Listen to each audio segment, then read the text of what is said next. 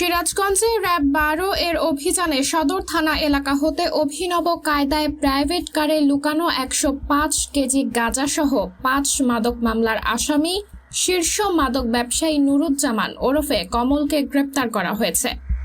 গতকাল দুপুরে র্যাব 12 এর সদর কোম্পানি কমান্ডার দীপক কুমার এক প্রেস বিজ্ঞপ্তিতে জানান, 10 নভেম্বর ভোর রাতে সিরাজগঞ্জ জেলার সদর থানার পঞ্চসারটিয়া সরকারি প্রাথমিক বিদ্যালয়ের সামনে অভিযান পরিচালনা করে একটি প্রাইভেট কার যাহার নম্বর ঢাকা মেট্রো 158617 এর ব্যাগঠালা থেকে 105 কেজি গাঁজা উদ্ধার সহ শীর্ষ মাদক ব্যবসায়ী নুরুজ্জামান কমলকে গ্রেপ্তার করা হয়েছে।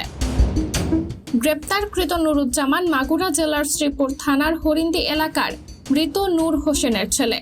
এ সময় আলমগীর হোসেন আলম নামে এক ব্যক্তি পালিয়ে যায়। আটককৃত ও পলাতক উভয় আসামির বিরুদ্ধে সিরাজগঞ্জ সদর থানায় একটি মামলা প্রক্রিয়াধীন রয়েছে বলে জানান তিনি।